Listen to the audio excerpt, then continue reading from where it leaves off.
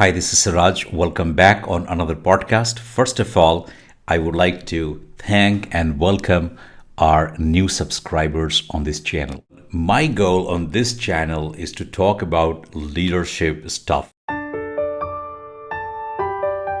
One of the concepts that I very strongly recommend in corporates is the four levels approach on developing leadership. So, first is the personal mastery, that is, leading yourself. Number two is the team mastery. You always work in the team. So, you should know how to work in the team, how to leverage team strengths, and stuff like that. And when you don't have team, you have friends, you have family, that's kind of a team. So, number one is leading self.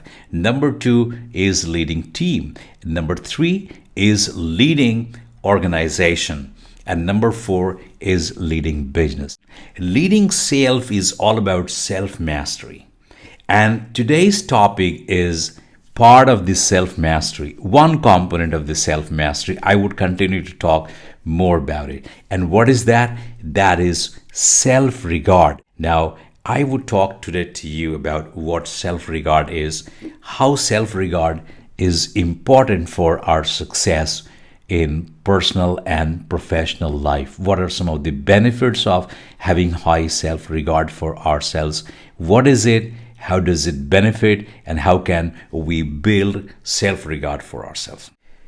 The self regard is a part of self perception. And self perception means how you perceive yourself, how you are in tune with yourself, how much you know yourself, how much you know your strengths, how much you know your weaknesses, and how much you are aware of your emotions and how much you control your emotions. All of these are part of being self aware. How you perceive yourself. When you look at yourself, what is it that you think about yourself? What is it that you feel about yourself?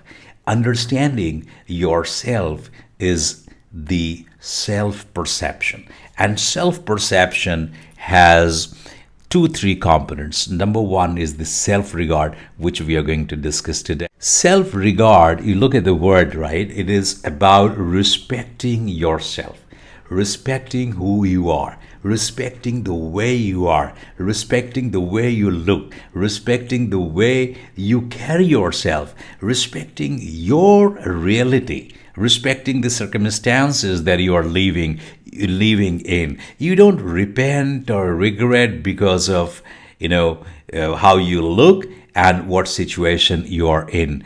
That means it is the true acceptance of who you are. And that is the first important thing. And imagine if you don't accept yourself the way you are, you start repenting or regretting and looking down upon yourself. That means you are underestimating yourself. So you don't regard yourself the way you are. And when you don't do that, how would you develop? How would you flourish? How would you blossom? It is accepting your strengths and your weaknesses. It is about understanding your inner feeling and strengths and tuning yourself. Now, if you ask me the question, so how do you know I'm good at self-regard or I'm not good at self-regard? So here are some ways you can assess yourself. So, do you feel self-assured or are you in self-doubt? You're not sure about yourself or you're sure about yourself. If you're sure about yourself, that means you have a high self-regard for yourself. Another is the lack of self-respect. You don't respect yourself, who you are.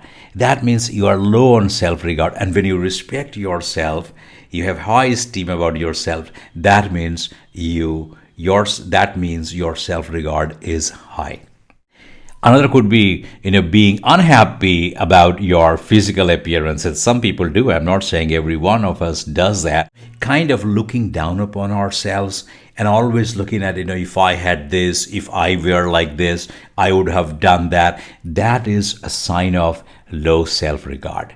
People with high self-regard will understand and will accept the way they are. People who are not confident from within have low self-regard, and people who feel good about themselves and who are very confident, who have the inner strength, and they feel fulfilled the way they are, the way their life is, they are high on self-regard. So what is the message I'm trying to give? The message I'm trying to convey here as part of the emotional intelligence is, if you want to be emotionally intelligent, the first person you have to focus is you yourself. And when you talk about you yourself, what I call the self mastery or leading yourself. So if you have to lead yourself, then the first thing is to understand who you are. Self regard is a key component.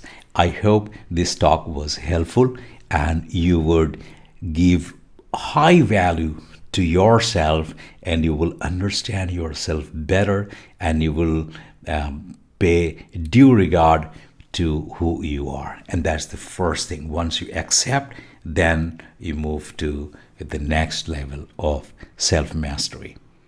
Thank you so much.